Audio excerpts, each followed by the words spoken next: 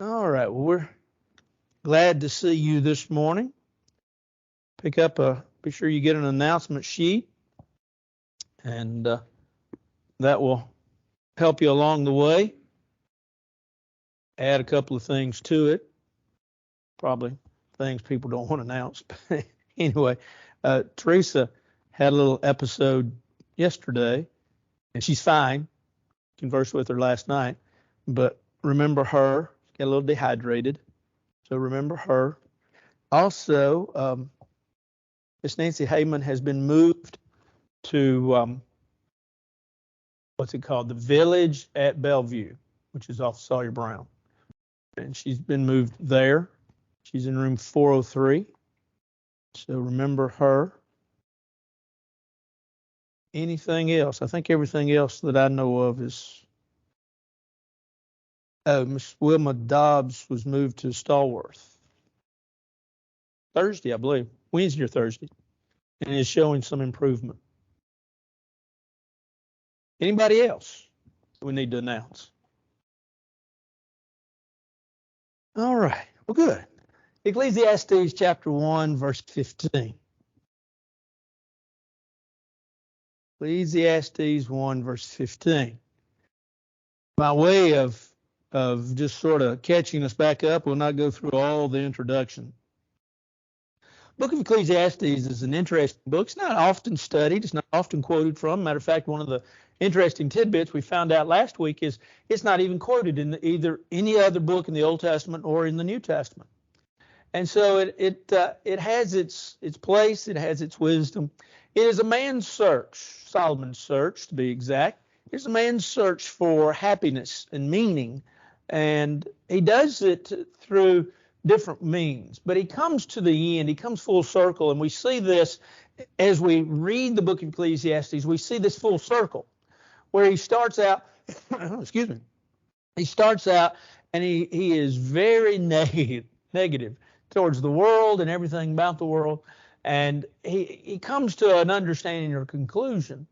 And one of the things, though, that, I'm trying to get you to read it in different lights. Read the book of Ecclesiastes this week from the standpoint of selfishness. The internal look that a man has. How many times he uses the personal pronoun I. I did this. I did that. Well, we understand that, and that's part of his search. But the book of Ecclesiastes is so contemporary to today. Not just to, we, especially most of us are of age, we look back and we say, yeah, more of life is behind us than is in front of us. And we think about it and we think about, oh, well, this is the world and this is the way the young people are. This is philosophically, when think about it. This is a book written in the 900s BC. This is philosophically the same thing's going on today. Well, there's a reason for that.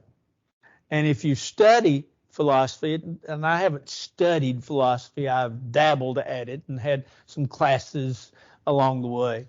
But if you study philosophy, one of the things you really find out is that philosophies, philosophical ideas, those things, what they usually do is they last for a while, they flame out. Years down the road, somebody looks at it, likes it, kind of redresses it a little bit, puts some different flowers and all on it, puts a different shade of paint on it, makes it look a little prettier for the time, and then starts it over. And you just you go through those cycles. And so it is very contemporary, even to today. But as Solomon looks at it, he says, he says, I'm looking for happiness. I'm looking for understanding. I'm trying to get my purpose in life. I'm trying to get a sense of why I'm here and what I'm supposed to be doing.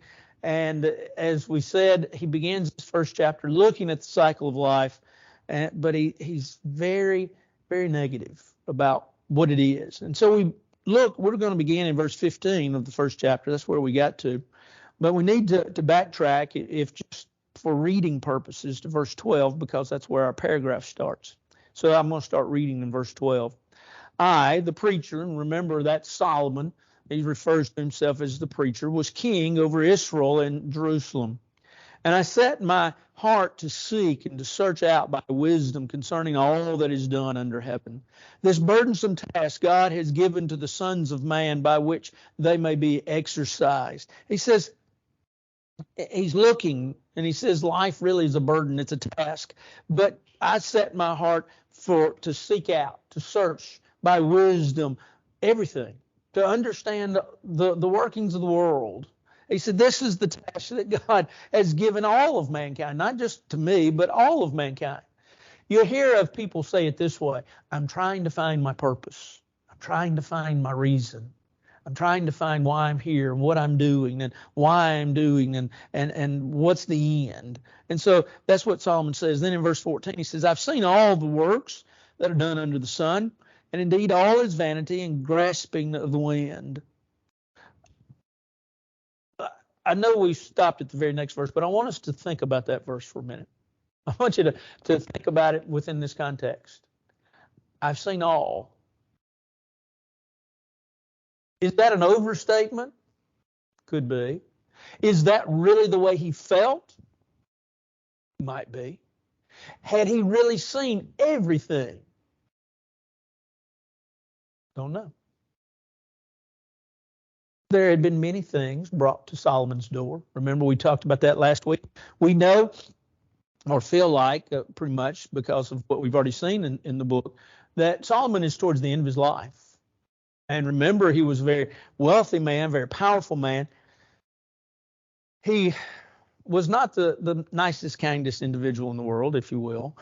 He was ruthless to the workers with regards to the way he treated them. Go back and look at 1 Kings, especially I think about the 4th chapter, you'll see that.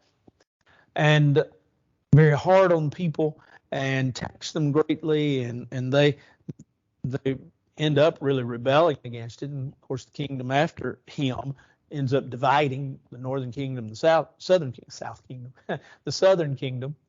But when Solomon makes the statement, I have seen all, maybe he thought he had seen enough, or he had seen a representation of everything. I don't know that he necessarily means I've seen everything, but he says I've seen enough, and I've seen it. And he said, notice what he says, I've seen everything that is done under the sun. Now there's our phrase, found several times in this book. And basically, under the sun just means here on earth. I've seen everything. And indeed, he says, it's all vanity, it's useless, it's futile, there's no value in it, there's nothing to it. He says, all's vanity and grasping for the wind. But then he goes on to say, verse 15, that's where we're supposed to start, what is crooked cannot be made straight, and what is lacking cannot be numbered. Can't change anything, can't do anything about it. It is what it is. A very, what is called, fatalistic approach to life. Can't do anything about anything, can't change anything, can't fix anything. You know, if you go back to verse 1, the first part of chapter 1, what you find out is, remember, as we talked about last week, he says the wind has always blown, the sea has always raged. You know, life just kind of, it does the same thing today it did yesterday and the day before, the day before, and the day before. And so now he says, there's, just not much you can do about life. He didn't, at this point, now, like I say, take this book as a journey of life. At this point, he's saying, I don't see really any count, any value, any good in life. I don't see that life is worth anything. Sad that he feels that way. There's so many folks that feel that way. We talked a little bit last week about depression and being depressed. And you read this, you might think, well, he was depressed. Might have been. He says, I communed, and he changes a little bit here. He talks about wisdom and experience and how they will not solve every problem, because he says, I communed with my heart. And we all do that, don't we, from time to time? You ever talk to yourself? Don't raise your hand. Don't raise your hand. But we probably all do. I'll admit it. I do. I'm not as bad as a preacher I heard once. And I forget, this is years ago, and he said, I like to drive down the road, and he said, I like to preach to myself when I'm driving down the road. And I remember what he said, because every once in a while, he wouldn't just say it, he'd spray it. And he said, I was driving not too long ago, and he said, I was preaching the sermon. He said, it was so good. He said, that windshield was completely wet inside by the time I got to where I was supposed to be. Well, we talk to ourselves, maybe don't preach self-sermon, but we talk to ourselves. Solomon, that's what he says. He says, I talk to myself, commune with my heart. Took a look inside. And then look what he said. Look, I've attained greatness. And he had, king, and gained more wisdom than all who were before me in Jerusalem, which is true. God gave him that. Remember, God gave him, excuse me, God gave him an open, if you will, blank check. What do you want? He thought, want wisdom. God gave him wisdom. So he said, I gained more wisdom than all the men before me in Jerusalem. My heart was understood, or my heart has understood great wisdom and knowledge.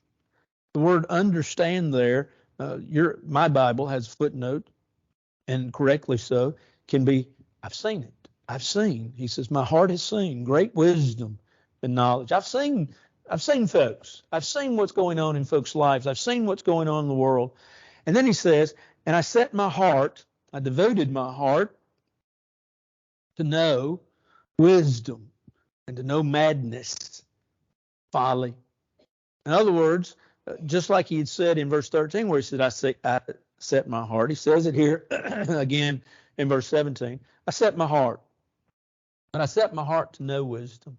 I set my heart to know what I was looking at and what was going on in life. I set my heart. I studied. Interesting thing to think about that for just a second. In other words, here's what he's saying. As a writer, he's sitting down and he is laying out why he has the right to say what he's about to say.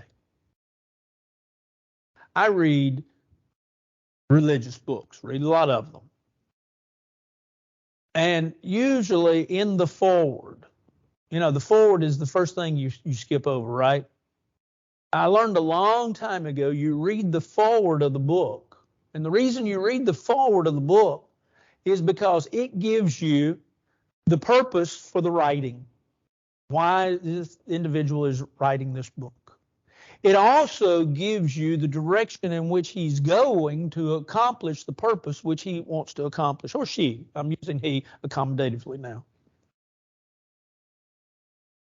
And then somewhere in that foreword, you'll also usually find out his or her story that helps you understand how they have the authority, if you will, let me use that term loosely right now, the authority to speak on the subject that they're speaking on. Now, that's why you read the foreword. I didn't learn that for a while, but I had a college professor turn me on to that, and it's very true. Solomon is giving you the foreword of the book, the rest of the book, right here. He's telling you what I was doing, why he was doing it, what he was trying to accomplish. And he says, I set my heart to know wisdom and to know madness, to be able to speak to these things. I have knowledge and I can speak to these things. You see, you wouldn't want me if you asked me to write a book. If I sat down and wrote a cookbook, it would be very unwise for you to follow that book. If I sat down and wrote a religious book, it would make more sense. It would be something, hopefully, that you would consider worth reading, at least. And so there's the difference. Solomon says, I wanted to know madness, wanted to know folly. And he said, I perceived that this also is grasping for the wind. So his search for wisdom kind of ended in what he considered foolishness and vanity. For in much wisdom is much grief. And he who increases knowledge increases sorrow. The word sorrow there is interesting. It has the idea of irritation. He who increases knowledge increases irritation. I often wanted to quote that to some of my college professors, but I don't think they would have taken that. but he said, I looked at this and I just didn't find a meaning or purpose. I didn't find an end. I didn't find happiness in wisdom. I found it to be really useless. Anything anybody like to say?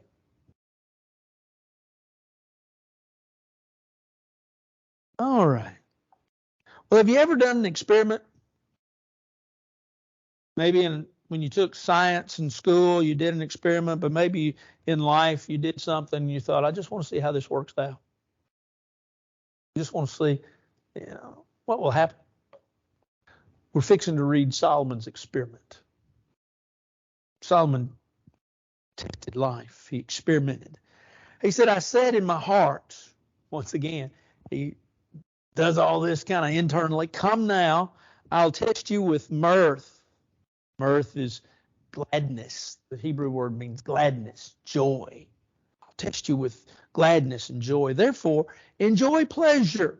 Now, the word pleasure there can be that which makes you happy, but it can also mean the beautiful, the pleasant. And so he says, I want to test you with joy and gladness, to enjoy, to find beauty in things that are pleasant. But surely this was all vanity. This was meaningless. The Hebrew word says there. He says, I wanted to find joy, and I wanted to find it in pleasure and in beautiful things. And he said, but it was meaningless. I said of laughter, madness, and of mirth or joy, what does it accomplish? Boy, he is sour on the world, isn't he? He can't find happiness. He is like that ocean that he talked about last week in chapter 1. It's never ending. Just keeps roaring, just keeps turning over, just keeps problems, just keeps going on and on and on. So I'm looking for happiness. I'm looking for joy. Can't find it. He says these things, laughter and joy, they don't accomplish anything. Well, we would contend differently, right? Good joke, good little laugh, good for the soul, good for the heart, good for the mind, good for the body. I think we all agree to that. He said, I searched in my heart, once again, he said, I searched in my heart how to gratify my flesh with wine while guiding my heart with wisdom, and how to lay hold on folly, till I might see what was good for the sons of men to do under heaven all the days of their lives. Okay, he says, here's my experiment. I searched, and he said, I tried to find something gratifying in life. And so he says, I did it through wine. Drink, yes. Relaxation, yes. Doing nothing in life, yes. That's sort of all-encompassing here in that. But I did it I tried to find gratification through laying back and just doing nothing. And he says, I wanted to see, guide my heart and wisdom and how to lay hold on foolishness. But I was looking for something. He said, till I might see what was good for the sons of men, what was worthwhile is the idea. I was looking for meaning. I was looking for purpose. I wanted to see what was worthwhile. And was wine and the attitude of no work and just, living a carefree life with no boundaries, no nothing. He said, I wanted to see if this had meaning. He said, I was looking to see if pleasures of the world really could just make me satisfied and make me happy. And then he goes on to say, notice what he says. He says, I wanted to see if this was worthwhile to the sons of men, to mankind, to do under heaven all the days of their lives. As this was something that they could seek for. And then he says, as he's talked about enjoyment, he's going to talk about employment. I made my works great. I built myself houses and planted myself vineyards. He had projects. Listen to some of his projects. I made myself gardens and orchards, and I planted all kinds of fruit trees in them.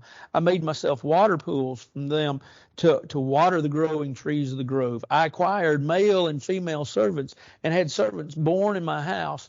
Yes, I had greater possessions of herds and flocks than all who were in Jerusalem before me. I also gathered for myself silver and gold, the special treasures of kings and of provinces. I acquired male and female singers, the delights of the sons of men, and musical instruments of all kinds. So he had all kinds of projects. I wondered, and I got to thinking about this again last night. So I was looking at this. I wonder how many gardens he really made, physically, personally. You know, I just don't see Solomon digging in the dirt. Do you? I see him paying somebody to dig in the dirt. And I'm sure he designed it, or he figured out, or he said, I want this over here. But maybe he did. I'm not, there's just 2 or 3 different ways of looking at that. But he had all these projects. Gardens and orchards and trees and pools and groves, and he had workers, and he had he had great wealth, because he said, I had greater possessions of herds and flocks than all who were in Jerusalem before me. He gathered money, which you say, well, how did he gather money? I made allusion to this last week. One of the things that we see, and I think if you go back and read, say, 1st, 2nd Kings, one of the things that probably happened more than we realize is that people brought him a lot of things to just listen, to sit at his feet, to sort of let him be their teacher for a while. And that's how, in part, he gathered his wisdom. Folks came. And if you're listening, which you all do so well, if you're listening to people, you get an education.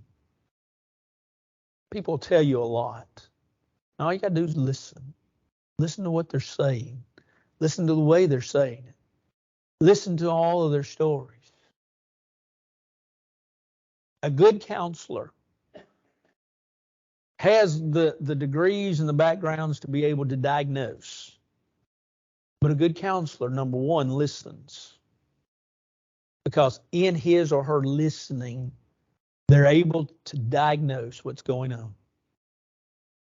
They're able to figure out what's going on by what you say. And so if you have to go to a counselor, and if you need to, go to one. I've said that many times. Go to one. Find you a good one. Go to one. You might get frustrated at first because you say they ask questions, but they don't talk much. Well, there's a reason for that. Solomon says, I gathered wisdom, or I gathered wealth. Well, how did he do that? Well, people came to listen to him talk and to teach, and they would give him gifts. They would bring things to him. And so he said, I gathered a great deal of wealth. And I had folks that I employed. I acquired male and female singers, the delights of the son of men, musical instruments of all kinds. I had collections. I had things. I owned things. And so it's kind of sad to say, but he says, I can't find happiness in it. It's fairly straightforward, but is there anything anybody'd like to say or add, maybe that we missed or got wrong? Wrong to do that. So I became great, he says, verse 9, and excelled more than all who were before me in Jerusalem. Also my wisdom remained with me. It serves me well. Earlier on in our study today, it just seemed like he was against wisdom. But now all of a sudden he says, I had this.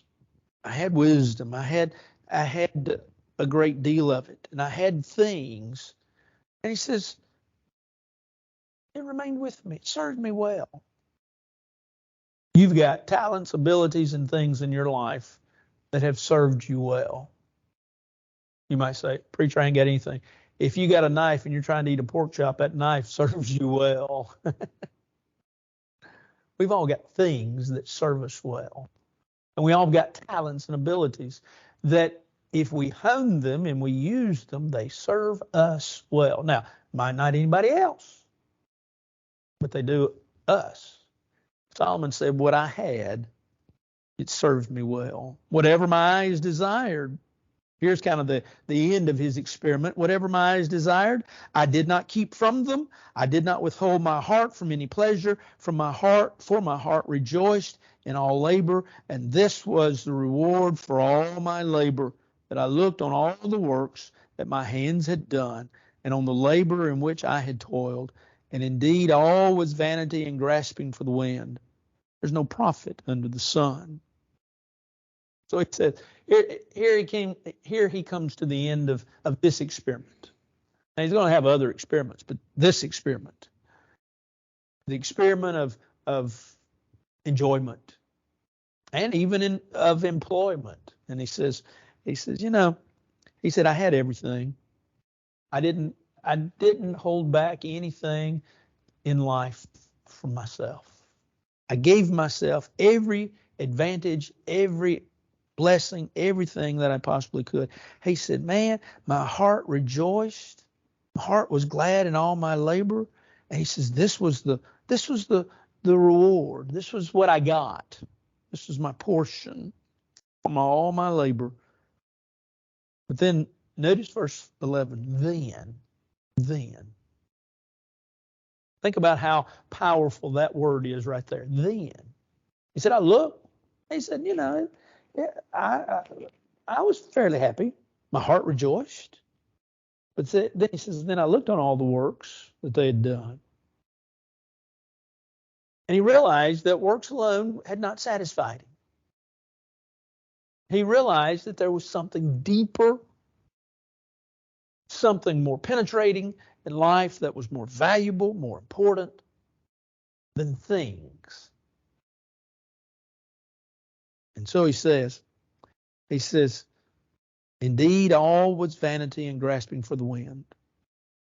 There's no profit under the sun. So the journey itself seemed to be a pleasure.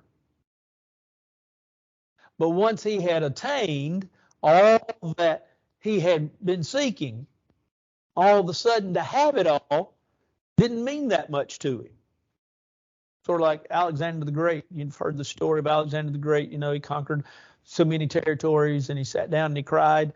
And the only reason that he cried was because there were no more nations, no more property, if you will, to acquire, to conquer.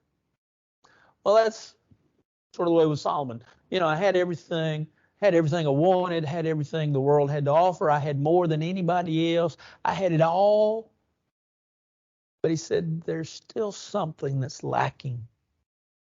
When I sat down, when I reviewed it, when I looked at it, he said, it didn't make any sense. It was vanity. It was foolishness. It was emptiness.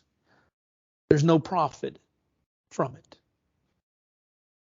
I was reading somebody this week and something they said made me, on this verse, made me think about two different things. It made me, first of all, think about a dog that chases a car. You don't see that a lot anymore because we have leash laws and things like that. But remember when dogs used to chase cars? I mean, not all dogs did it, but some dogs did it. Usually it ended up bad for the dog. But the old dog would see a car or hear it. It probably was what was the problem with the dog. He could hear the car and it aggravated him, and he'd go and he'd chase that car. Well, I remember as a kid, my dad got fascinated in the idea when a dog chased a car just for the car to stop. He'd be driving along, dog just chased the car, he'd just stop. And then the old dog didn't know what to do, right? Didn't know whether to bark at the car or not. Of course, probably it's because the sound wasn't bothering the dog. Didn't know, what to do. All of a sudden, I got more than I can swallow. What'd I do? And so, especially if the car just sits there long enough, what does the old dog do? Turns his head, turns it closer to the ground, and walks back home. Right? Well, in some ways I see this. In some ways I also see sort of like I say, this author was challenging me really in the thinking. Birds build. Now there are some birds that don't. They just add to the eagles, right? Add to their nest every year. They go back to their same nest and just add more. But a lot of birds, robins, sparrows of that nature, they don't. Wind a lot of times catches those nests and different things. But in the springtime, if you ever gone out to mow the yard or just walk through the yard out and there's a bird's nest. But if you look around, there's another one. They've built another one this year, a new one. The old one is not good enough. Now, like I say, eagles. Suzanne used to every spring we lived with eagles. Not really, but there are several websites you can get on to see the eagles and see their nest and watch their young. And Suzanne would do that for the children, and then she would come home and make me watch them.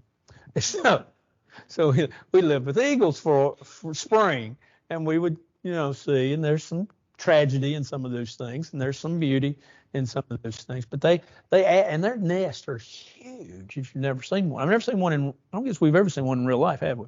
But we've seen plenty on programs and stuff like that. But they add to theirs. But like I say, like a robin, maybe you'll tear down a nest because it's in the wrong place. At Dixon, we had in our the master bedroom had a bay window, and the way the roof was constructed, we had a downspout for our gutter right there. And every year, right there in that little fork of the downspout, a robin would build a nest, and I would wait till she was finished. And when the babies were gone, and then I'd tear the nest down. Next year she'd come back and she'd build another one. And I was nice. You say that's mean, but I was nice enough to her that in the springtime I'd leave her stuff, grasses and things. I'd leave them close by for her. And sure enough, she'd use them because when I tear them down, say, see, she used what I'd provided for. So it's kind of a neat experience. But this was what Solomon was doing. He said it just keeps over and over and just doesn't mean anything. And life just, when you're chasing it, it seems good. But when you catch it, it's just all futile. It's not worthless, or it's not worth anything. Doesn't mean anything. And so his life seemingly was a contrast in sadness, really. Anything else? Y'all are so quiet today. It's scary. Time is okay. Well, it seems like he's going to hate life for a while now. Verse 12 beginning, he says, I turned myself to consider wisdom and madness and folly. What can the man do who succeeds the king? Only what he has already done.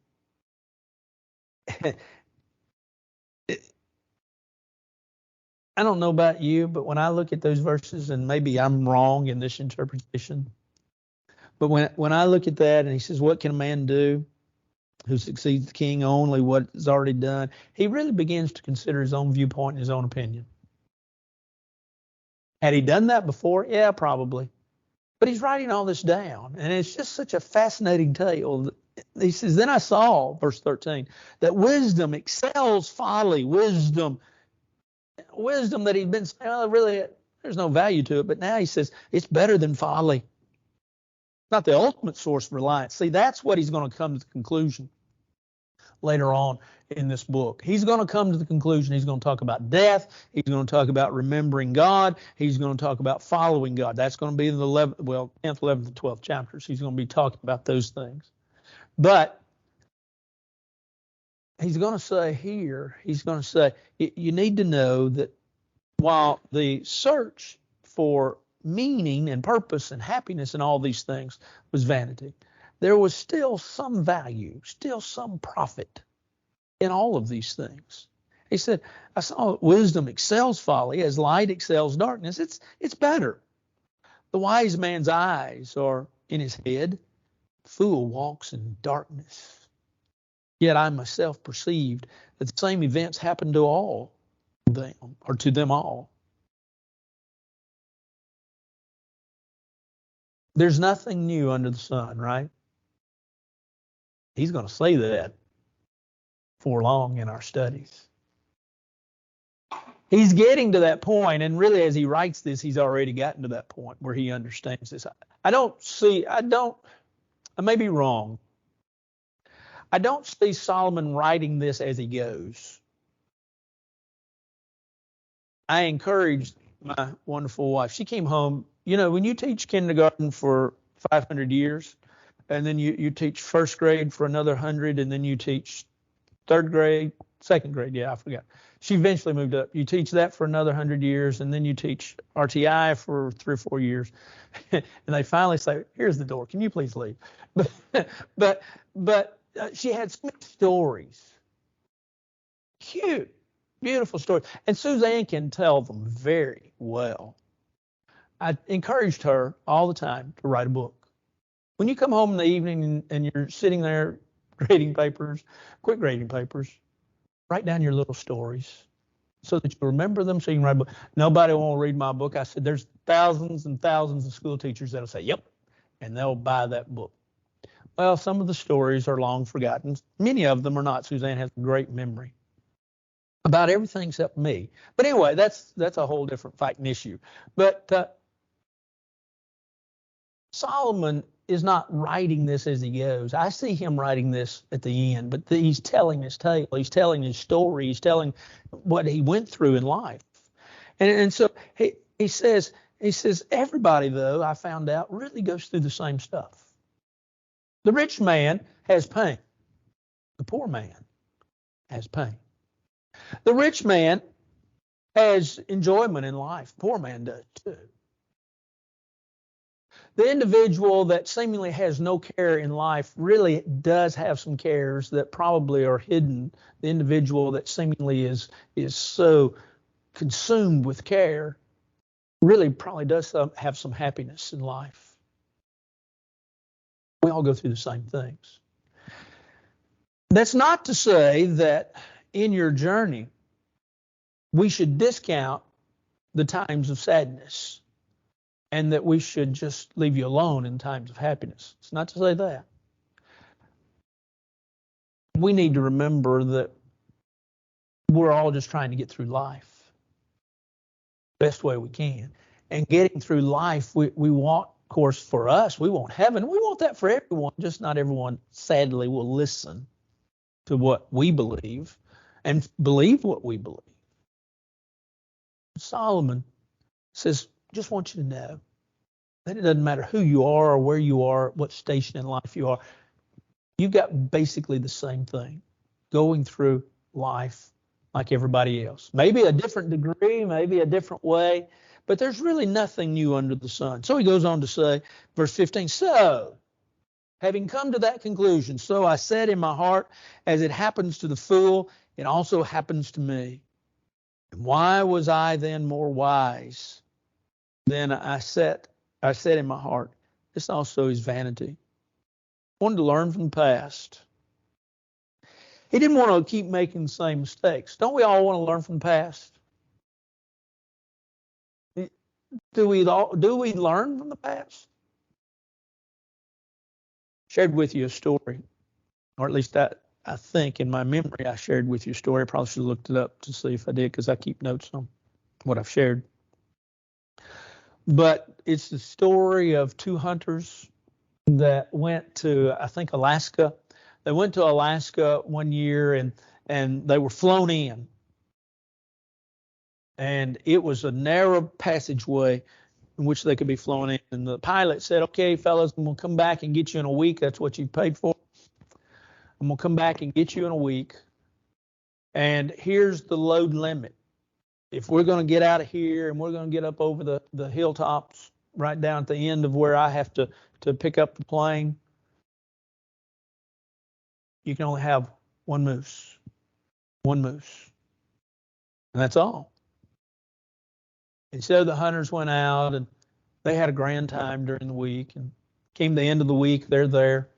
And the plane comes landing in and turns around. And pilot gets out and he says, what do you mean?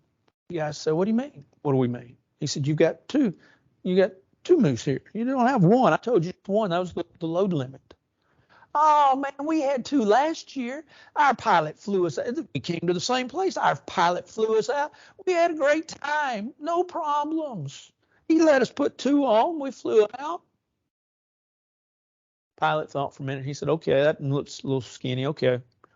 And so he puts the 2 moose on the plane. The 2 hunters get in. He gets in. They take off. They don't get very far before they crash. In the crash, the hunters come out kicking and stomping, and one looks at the other one and says, where are we?